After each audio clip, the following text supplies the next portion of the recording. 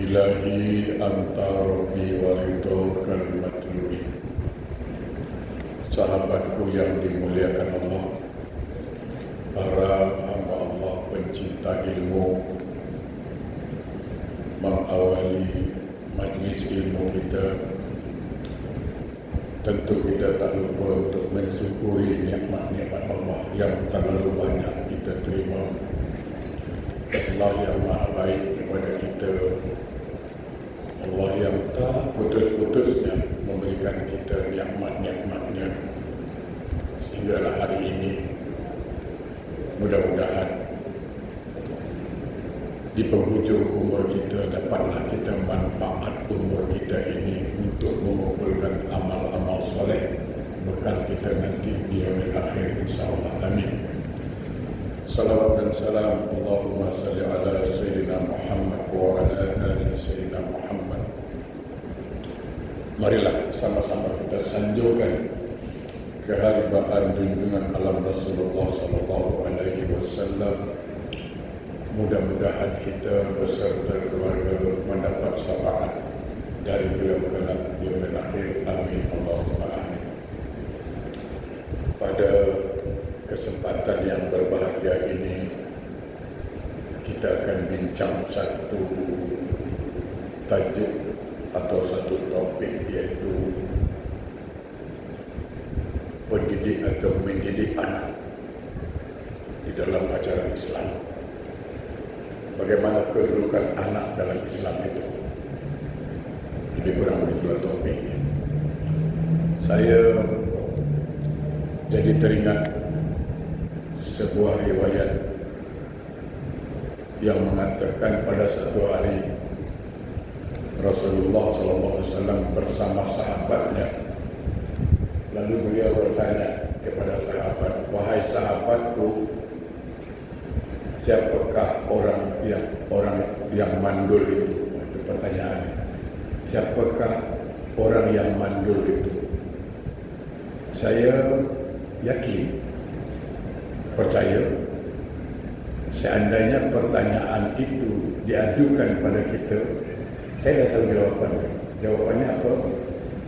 Laki-laki yang mandul atau orang tua yang mandul itu orang tua yang dah nikah tapi tak dapat anak. Itu selalu begitulah ukuran kita. Dan itulah jawaban kita, bahawa orang tua yang mandul adalah orang tua yang lama berumah tangga tapi tak dapat anak, mandul itu. Ternyata para sahabat Nabi pun jawabnya begitu. Bila Rasulullah tanya, "Tahukah kamu siapakah orang yang mandul?" Sahabat jawab, "Ya Rasulullah, orang yang mandul itu ialah orang yang dah menikah, dah berkahwin tapi tak dapat anak. Itu mandul lah." Nabi cakap, "Bukan, Hani, bukan. Itu dia, bukan. Siapa ya Rasulullah?" Nah, ini perlu dipaham.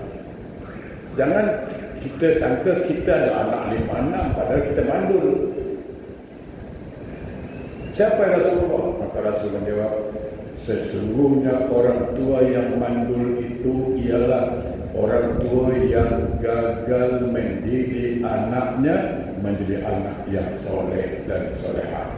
Anaknya tak ada manfaat, itulah bahasa kasarnya, baik buat agama, berbangsa dan bermasyarakat lain." Jadi kalau selama ini kita anggap orang tua yang mandul itu orang tua yang tak ada anak. Bukan. Kalau Nabi cakap lain. Rasulullah mengatakan orang tua yang mandul itu orang tua yang dah lama berumah tangga 20 tahun, 30 tahun. Menurut kita, dia dah nikah 23 tahun tapi tak ada anak, mandul lah kalau menurut kita. Menurut Nabi bukan. Orang tua yang mandul itu orang tua yang gagal mendidik anaknya menjadi anak yang soleh dan solehah. Anak yang soleh ini apa, Ustaz? Siapa itu anak soleh? Okey, saya jelaskan supaya faham, supaya mudah. Kita sangat berharap Semua kita sebagai orang tua sangat berharap anak kita anak yang soleh. Apa itu anak soleh? Nah, saya kasih contoh. Saya selalu berikan contoh. Ini mikrofon. Gunanya untuk apa? Untuk saya bercakap pelan, keluar suara besar. Maka mikrofon ini bermanfaat. Maka disebut soleh. Kalau saya bercakap tak keluar suara, berarti tak ada manfaat, maka dia tidak soleh. Meja ni dibuat untuk apa? Supaya buat sarahan, letak kitab, dia keluar. Kursi buat apa? Buat saya duduk, dia kuat tak jatuh. Maka kursi dan meja ni bermanfaat, maka disebutlah dia soleh. Artinya yang mudah, yang senang, anak yang soleh itu artinya anak yang membawa manfaat, baik buat agama, buat orang tua, buat keluarga, buat masyarakat lainnya. Dia bermanfaat betul. Buat masyarakat, dia ada manfaat. Buat keluarga, dia bermanfaat. Buat agama, dia bermanfaat. Maka dia adalah anak yang soleh. Tapi ketika anak kita buat orang tua tak ada manfaat, buat keluarga menyakitkan tak ada manfaat, buat agama dia pun tak mau tahu agama, buat masyarakat tak ada manfaat, maka ini bukan anak yang soleh dan orang tuanya dianggap mandul. Kenapa? Gagal mendidik anaknya. Itu satu poin. Jemaah yang berbahagia, mendidik anak adalah kewajipan kita sebagai orang tua.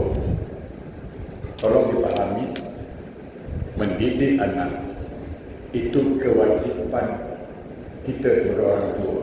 Soal anak itu jadi baik atau tidak, soal anak itu menerima didikan kita atau tidak, soal anak dapat hidayah atau tidak, itu urusan Allah. Yang penting kewajipan kita mendidik anak. Sama dengan ini kes dia. Ada seorang anak benci dengan bapaknya. Seorang anak ni kes, benci betul dengan bapaknya. Kenapa? Kerana bapaknya ini suka menyakitkan dia waktu kecil. Suka marah waktu kecil. Suka terpeleng waktu dia kecil. Dengan maknya pun selalu cakap kasar. Artinya dia jenis bukan bapak yang baik. Itu bahasa kasarnya. Sehingga anak ni timbul rasa marah, rasa dendam. Dan dia sampai sekarang rela tak tegur bapaknya. Dia tak ada rasa hormat dengan bapak. Kenapa? Karena bapaknya dulu jahat. Maka saya katakan, inilah kesalahan. Sejahat apapun orang tua kita, bapak kita, jahatlah katakan, itu urusan dia dengan Allah. Dia tak solat kah, dia tak pergi ngaji kah, dia tak pergi masjid kah, itu biar urusan dia dengan Allah. Urusan kita sebagai seorang anak tetap wajib taat, patuh, hormat, respek pada orang tua. Jangan tunggu orang tua baik baru kita hormat, tidak. Kewajiban kita tetap menghormati orang tua, siapapun dia. Soal dia dulu jahat, soal dia tak solat, soal dia tak mengaji, itu urusan dia dengan Allah. Sama, kewajipan kita mendidik anak, mengajar anak, menasihati anak. Soal anak dapat hidayah, soal itu urusan Allah. Kewajipan kita itu dulu. Ya. Dalam Al-Quran, surah At-Tahrim ayat 6 ini selalu dibaca. A'udzubillahi minasyaitonirrajim. Ya ayyuhallazina amanu qu anfusikum wa ahlikum nara wa quduhan nas wal hijarah. Wahai orang-orang yang beriman, peliharalah dirimu dan keluargamu dari api neraka yang bahan bakarnya adalah manusia dan batu. Jemaah, kita dekati ayat ini pelan-pelan.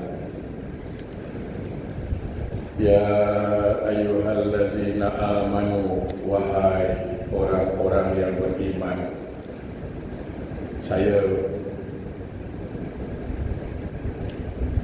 mengatakan ayat ini betapa Allah itu baik sangat dengan kita, betapa Allah hormat dengan kita, betapa Allah sayang dengan kita. Tengok cara dia panggil aja pun, tengoklah bahasa dia, ya Allah, malu kita. Malu kita. Apa kata Allah? Ya ayyuhallazina amanu, wahai orang-orang yang beriman. Ada tak panggilan yang lebih lembut dari ini? Tak ada. Tak ada, saya katakan. Sesayang-sayang isteri kita, sayanglah isteri kita. Ada tak berwahai-wahai dengan kita? Coba tanya dulu. Wahai suamiku, pingsan kita nanti. Tak. Kalau sesayang-sayang kita dengan isteri, pernah tak berwahai-wahai? Tidak. Sesayang-sayang kita pada anak, ada tak berwahai-wahai? Tidak. Tapi Allah Tuhan tengok. Ya ayyuhallazina amanu, wahai orang-orang yang beriman. Nah, saya selalu menyampaikan di sini, Allah memanggil orang yang beriman. Orang yang beriman siapa? Orang yang beriman menurut Allah. Saya selalu sampaikan, jangan marah. Karena banyak orang mengaku beriman menurut dia. Menurut dia beriman, bukan menurut Allah. Pergilah tanya. Tak pergi tanya siapa pun orang Islam, walaupun tak solat, walaupun tak pernah mengaji, walaupun banyak maksiat, tanya dia. Dia tak pernah solat, tanya dia, apakah engkau orang beriman? Dia pun mata merah tengok. Apa? Ingat aku tak beriman ke? Kau tengok muka sikit, dia mengamuk. Betul? Tak pergi tanya. Kita tahu dia tak pernah solat. Kita tahu dia tak tahu masjid, beli nombor hari-hari, judi. Tapi kita cik orang beriman. Apa kau tengok muka, tak beriman ke bumi? Beriman ke bumi? Oh, cik nanti dia akhirat nak masuk surga ke neraka? Aku lepak nanti juga surga apa kau? Beriman menurut dia lupa ada ayat. A'udzubillahi minasyaitonir rajim wa minan nasi may yaqulu amanna billahi wa bil yaumil akhir wa ma hum bimumin. Berapa banyak kata Allah orang berkata, aku beriman pada Allah, aku beriman pada akhirat. Apa kata Allah? Wa ma hum bimumin. Sebenarnya dia tak beriman. Kenapa? Karena cakap aja beriman tapi buktinya mana? Sama kan? Saya minta maaf, seorang isteri berkata kepada suami, bang, I love you. Pagi cakap, bang, I love you. Malam, I love you. Tapi masak nasi tak mau, tak buat sarapan tak mau, tidur dia tak boleh kita. Tapi hari-hari I love you, boleh. I love you itu abstrak, dalam hati, cinta dalam hati. Dia perlu dibuktikan. Kalau cakap cinta tapi tak ada bukti, macam mana? Sama. Mengaku beriman tapi tiada beramal. Bukankah Rasul mengatakan iman wal amal qarina, iman dan amal itu tak boleh pisah. Bagaimana dengan iblis, la'natullah alaih? Apakah dia tidak beriman? Beriman, iblis beriman pada Allah. Ana khairun minhu. Khalaqtani min narin wa khalaqtahu min tin. Engkau ciptakan aku dari api, Adam dari tanah. Iblis beriman. Tapi kan tak mau tunduk pada Allah, tak mau tunduk pada perintah Allah. Jadi kalau setakat mengaku beriman tak tunduk, saya nak cakap iman iblis nanti mengamuk. Itu problem itu sekarang, ya kan? Jadi yang dipanggil oleh Allah orang beriman menurut Allah, yang betul-betul meyakini ada kehidupan sesudah dunia ini. Itu Allah panggillah. Apa kata Allah? Ampusakum wa ahlikum nar. Pelihara dirimu dan keluargamu dari api neraka. Tengok ayat ni. Jaga dirimu dan keluargamu. Artinya diri kita dulu sebagai ayah, sebagai emak, sebagai orang tua, jaga dulu. Mana mungkin bayang-bayang lurus kalau kayunya bengkok. Saya nak tanya, mungkinkah bayang-bayang boleh lurus kalau kayunya bengkok? Bagaimana kita mau mendapatkan anak yang soleh dan solehah Kalau kita sebagai bapa, sebagai emaknya tidak soleh dan soleha, ada bapa cakap salat, pergi salat masjid, salat, apa boleh jadi? Disuruh anak ke masjid, suruh anak salat, bapa tak solat, macam mana? Anak jawab, bapa suruh kita solat, bapa tak solat, bapa lain. Kalau bapa lain, anak boleh begitu. Nanti kalau saya cakap, minta maaf. Selalu saya sampaikan, macam kalau kita pergi Johor, kita pergi Johor, turun kat bus stop, laki tengok. Turun dia dari bus Singapura, Johor, Kelompok, Kelompok. Dia suruh kita pergi Kelompok, tapi dia tak pergi sampai sekarang. Itu kan bapak laki dia. Suruh anak solat, tapi dia tak solat, suruh anak mengaji, dia tak mengaji. Apa terjadi? Jadi Allah suruh perbaiki dirimu dulu. Siapa? Sebagai ayah, sebagai emak. Jadilah emak yang soleha, jadilah bapak yang soleh. Baru betul. Saya yakin betul saya. Seandainya kita sebagai seorang ayah, punya anak macam ini 2-3 orang, lalu kita lepas maghrib buka Quran, A'udzubillahi minasyaitonirrajim. Anak mulai dekat, dia nak tahu apa yang baca. Bismillahirrahmanirrahim. Wattini wazzaitun wa turi sinin wa hadzal baladil amin. Anak-anak mau tahu apa yang dibaca ayat. Apa dia? Quran. Boleh. Dia pun semangat belajar, ingin tahu. Apa lagi sekarang saya katakan, belajar Quran ada satu, saya selalu sampaikan, ada nama metodenya tu, caranya tu, nama teorinya tu Jambu'ah. 8 kali pertemuan, berarti kalau seminggu 2 kali pertemuan, 4 minggu kali 4 minggu dah pandai baca Quran. Syaratnya dia boleh baca ABCD. Itu dia. Ada sekarang metode baca Quran yang cepat. Ya, Iqra' tu lah biasa. Metode Iqra' tu dah ada lah lama. Yang baru ni 8 kali pertemuan. Rugi kita kalau anak tak tahu baca Quran, dan kita sendiri pun orang tua rugi kalau tak tahu baca Quran. Rugi saya katakan. Saya banyak punya pengalaman, baik pengakuan sahabat, pengakuan dari kawan-kawan. Ya dulu jahat dia, dulu dia sesat, iya. Tapi karena dulu dia pernah belajar Quran, jadi sejahat apapun dia, sesesat apapun dia, karena dia pernah belajar Quran dan dia tahu baca Quran dan dia tahu tentang Quran, lambat atau cepat Quran itu akan tarik dia kembali, tarik lagi balik, tarik, sadar dia. Tapi berapa banyak di antara sahabat kita yang memang dari kecil tak belajar Quran dan tak tahu baca Quran, sesat sampai sekarang tak boleh balik, tak tahu jalan baliknya. Itu banyak. Tak tahu jalan balik. Makanya saya katakan, anak-anak pelihara kita dulu. Jadi kita ingin anak kita pandai baca Quran, maka kita sebagai seorang ayah harus mengerti Quran, baca Quran. Cukup dia baca Quran dulu. Sebagai seorang mak, kita ingin anak kita solat, tak tinggal kita solat. Sebagai seorang ayah, bawa anak-anak solat.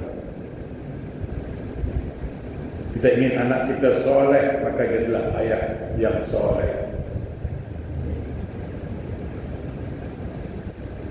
Dalam Al-Quran, ini saya lagi jadi jelas ya, dalam ayat ini jelas, kita dulu sebagai orang tua, sebagai orang tua kita dulu, perbaiki diri kita, didik diri kita, ajar diri kita dulu, baru kita ajar anak. Saya katakan apa? Contoh, ada seorang emak buka aurat, pergi pasar buka aurat, pergi mana-mana tidak tutup aurat, tapi dia suruh anaknya tutup aurat, kan tidak mungkin kalau mak tak tutup.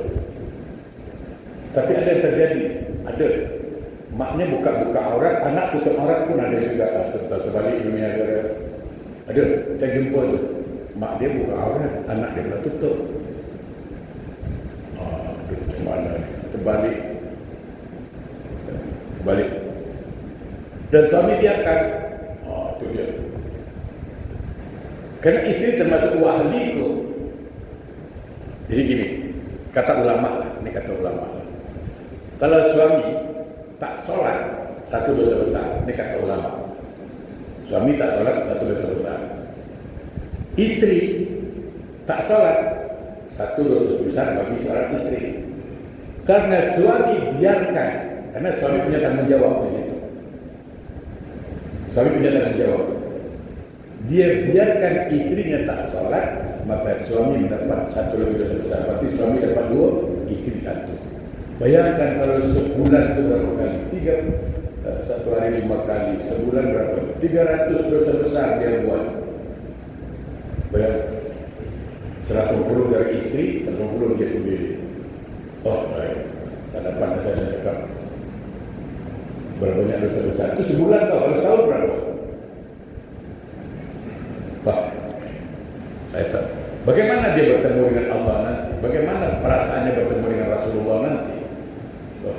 Susah saya nak bayangkan. Maka kita ingin membuat istri kita solehah, ya jadilah suami yang soleh. Jadi suami yang soleh. Ya, kita tahulah namanya perempuan itu kan kata Nabi berasal dari tulang yang bengkok.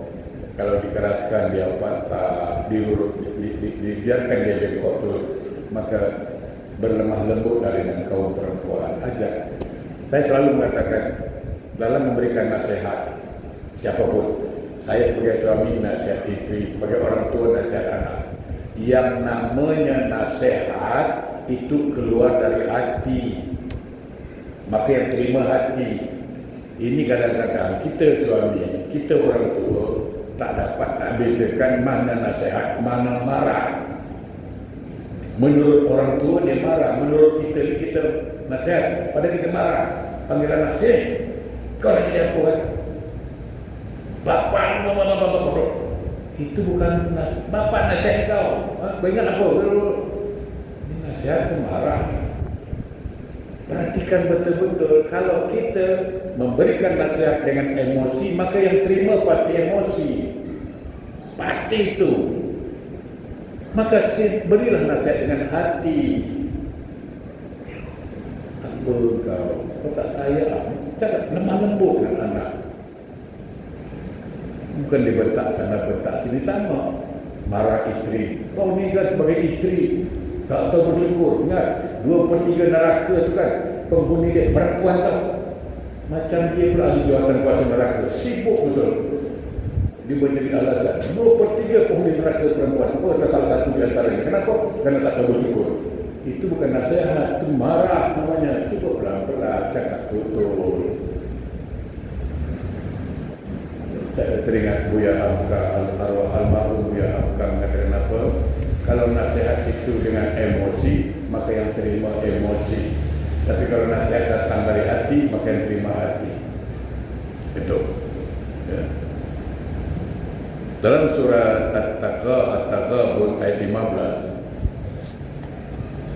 apa kata ayat mengatakan?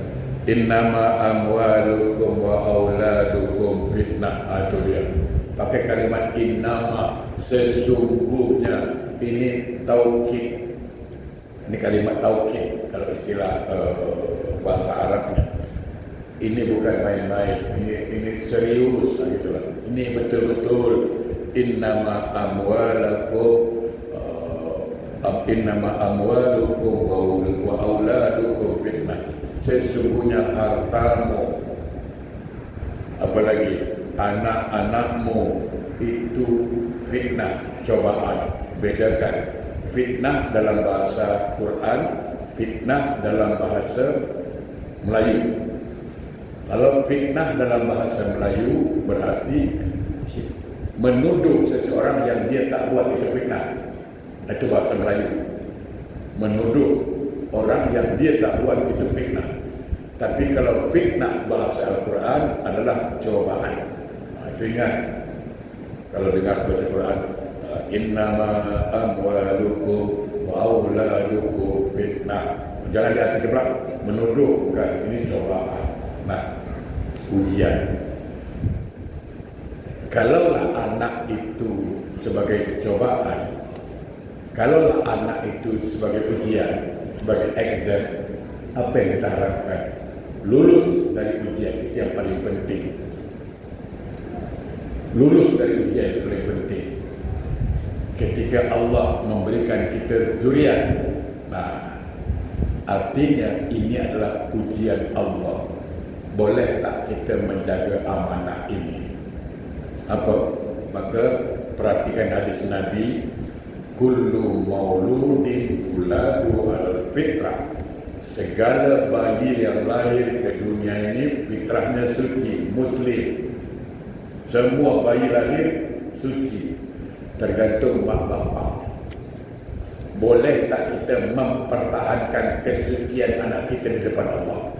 Jangan kita kotori anak. Saya kasih contoh paling mudah. Saya pinjam kereta jemaah, pinjam kereta, saya pinjamkan kereta, ini kereta, pinjam. Kereta bagus kan? Bersih. Bila saya minta pulangkan foto-foto, macam mana? Marah. Apalah. Pinjam kereta, bersih-bersih, pulang foto-foto, sama. Allah pinjamkan anak kepada kita, amanahkan anak pada kita, bersih, tak ada dosa. Kita bila dia meninggal penuh dengan maksiat, penuh dengan dosa. Ya, kalau dia bertaubat, kalau tidak, makanya perlu didik anak itu. Banyak orang, tadi saya katakan, banyak orang tua yang gagal mendidik anak. Itu yang Nabi cakap tadi. Orang tua yang mandul itu, kata Nabi, orang tua yang tidak dapat mendidik anaknya menjadi soleh dan soleha. Walaupun anaknya 8 ke 10 ke, kalau tak ada yang soleh dan soleha, dia gagal itu. Saya minta maaf, banyak sekarang anak 4 orang, 5 orang, tapi dengan orang tua jauh, dengan mak jauh. Ingat, saya sampaikan sebuah hadis Nabi barangkali, ada 2 hadis, beberapa hadis lah, buat pegangan kita bersama. 1, jangan sampai anak kita durhaka pada orang tua. Itu saya jelaskan dulu. Saya ulang balik, jangan sampai anak kita durhaka pada orang tua. Jangan paksa. Artinya didiklah dia supaya dia tahu agama. Sebab kalau dia durhaka pada mak bapak, bayangkan apapun amalan yang dia buat, Allah tak terima. Itu persoalan. Yang kedua, ada hadis riwayat Ibnu Hibban, selalu saya sampaikan. Hadis mengatakan suhti ummi hajaba lisanahu an syahadati la ilaha illallah. Marah mak pada anak, murka mak pada anak, akan mengunci lisannya ketika meninggal dunia menyebut kalimat la ilaha illallah. Artinya, maknanya anak durhaka mati tak boleh mengucap. Padahal Nabi mengatakan apa? Man akhiru kalamihi minat dunia la ilaha illallah dakhalal jannah. Siapa akhir hidupnya meninggal dunia, lisannya mampu menyebut kalimat la ilaha illallah, surga tempatnya. Maka Al-Quran mengatakan innama amwalukum wa auladukum fitnah. Anak itu ujian. Didik betul-betul dia. Tugas kita mendidik, memberikan hidayah. Ya. Dalam sebuah hadis yang panjang lagi, hadis riwayat Bukhari, kullukum ra'in wa kullukum mas'ulun an ra'iyati. Kamu itu pemimpin dan akan ditanya tentang kepemimpinanmu. Di antaranya anak itu. Maaf, anak kita yang Allah berikan pada kita amanah itu. Nanti kita akan ditanya. Ada sebuah hadis, sebuah riwayat yang panjang, hati-hati. Ada orang tua dah pergi haji, dah pergi haji, umrah selalu, sedekah banyak, solat pun tak tinggal. Artinya orang tua ni melakukan amal soleh, tapi sayangnya dia kurang memperdulikan agama anaknya. Anak nak solat ke tidak, aku punya pasal. Anak nak tutup aurat ke tidak, dia punya pasal. Yang penting aku solat. Maka di akhirat, orang tua ini banyak amalnya, nak masuk surga, tiba-tiba si anak yang dia besarkan, anak yang dia manja, anak yang dia timbang-timbang, di depan Allah dia menjerit, "Ya Rabb, wahai Tuhan, insikli min hazal zalim." Tunggu, ini orang tuaku yang zalim. Tunggu dulu. Ini orang tuaku yang zalim. Fa innahu ma'alamani. Dia tidak mendidik aku ilmu agama. Memang dia rajin solat, tapi dia tak pernah ajar aku solat. Dia memang boleh baca Quran, tapi dia tak pernah ajar aku baca Quran. Insikli min hazal zalim. Tunggu, ini orang tua yang zalim. Fa innahu ma'alamani. Dia tidak didik aku. Aku masuk neraka sekarang gara-gara dia lah. Aku minta dia didik. Akhirnya orang tua itu diseret ke neraka, ditarik ke neraka. Gara-gara apa? Gara-gara anak yang tuntut. Hati-hati. Oleh kerana itu mari, termasuk saya punya anak 4, tapi dah lepas semua lah. Tapi saya akan khawatir juga, takut dituntut. Mari anak-anak, paling tidak kita beritahu, tugas kita mendidik, tugas kita mengajar. Soal diterima ajaran kita, soal yang amal atau tidak, serahkan pada Allah. Supaya gugur kewajipan kita. Dalam hadis yang lain dikatakan, Makil bin Yasar Rasulullah bersabda, hadis muttafaqun alaih, Bukhari Muslim, "Ma min 'abdin yastara'illahu ra'iyyah yamutu yawma yamutu wa huwa ghasu bi ra'iyyati illa haramallahu alaihi al-jannah." Tidaklah seorang hamba diserahi kepimpinan oleh Allah lalu mati pada hari kematiannya dalam keadaan menipu yang dipimpinnya, melainkan Allah telah mengharamkan surga atas dirinya. Hati-hati, ya. Kita sebagai orang tua jaga amanah. Sebagai seorang suami jaga amanah, karena isteri itu amanah, anak itu amanah. Jangan sampai kita melalaikan amanah, apalagi menipu amanah itu. Nanti diharamkan masuk surga.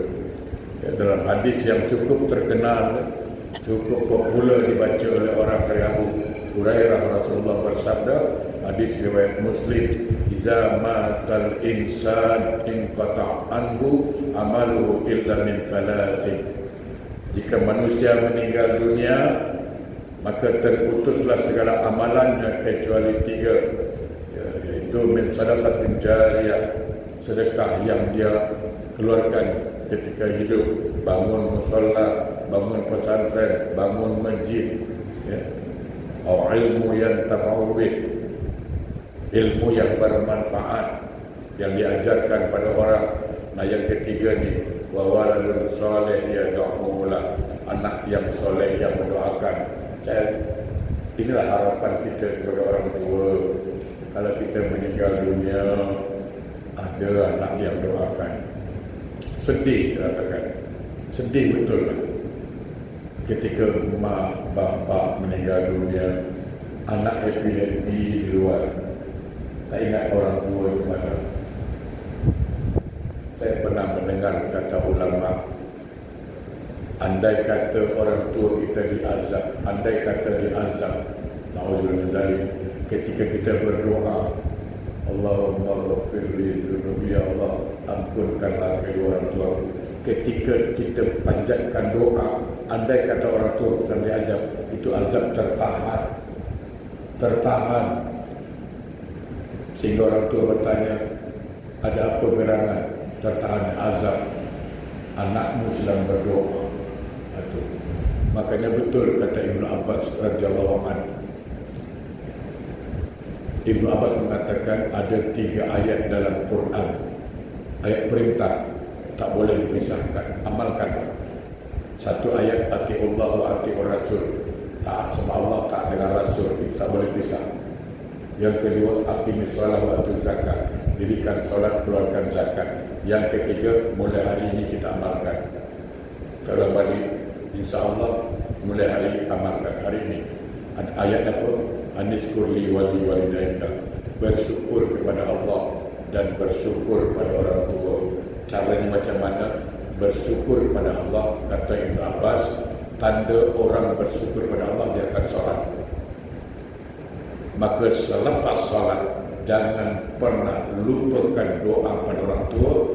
Jadi kalau kita solat, selepas solat doakan kedua orang tua kita, maka kata Ibn Abbas berarti kita telah mengamalkan satu ayat Al-Quran. Cukup. Selepas solat baca doa, silakan, tapi tidak pernah melupakan, ya Allah ampunkan kedua orang tuaku, ya Allah ampunkan kedua orang tua kami. Betapa ruginya orang tua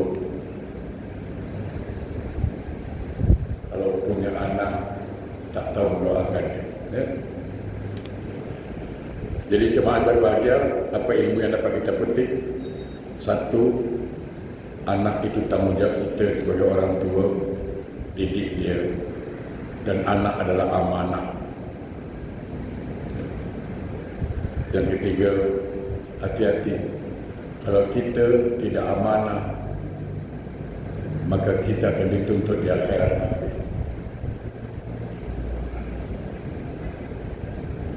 Selanjutnya, janganlah kita menjadi orang tua yang mandul, kata Nabi.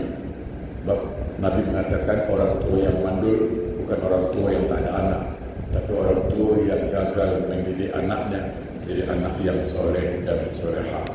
InsyaAllah kita jumpa lagi, sambung kajian kita insyaAllah. A'udzubillahi minasyaitonirrajim. Bismillahirrahmanirrahim. Alhamdulillahirabbil alamin. Allahumma shalli ala sayyidina Muhammad wa ala ali sayyidina Muhammad. Allahumma arinal haqqa haqqa warzuqna ittiba'ah wa arinal batila batila warzuqna ijtinabah. Allahumma a'inna ala zikrika wa syukrika wa husna ibadatik. Rabbana zalamna anfusana wa illam taghfir lana wa tarhamna lanakunanna minal khasirin. Ya Allah, ya Allah, seandainya selama ini kami sebagai orang tua lalai mendidik anak-anak kami menjadi anak yang soleh dan solehah, berilah kami peluang, ya Allah. Beri kami kesempatan dengan rahmat dan hidayah-Mu. Beri kami kemampuan, ya Allah, dengan rahmat dan hidayah-Mu untuk dapat mendidik anak-anak kami menjadi anak yang soleh dan solehah. Jangan Kau biarkan anak-anak kami, ya Allah, menjadi anak yang durhaka, menjadi anak yang selalu bergelimpangan dengan maksiat. Allah, bimbinglah anak-anak kami, tuntunlah anak-anak kami, ya Allah, dengan rahmat dan hidayah-Mu, agar mereka menjadi anak yang soleh dan solehah. Rabbana atina fid dunya hasanah wa fil akhirati hasanah wa qina azabannar. Walhamdulillahi rabbil alamin. Assalamualaikum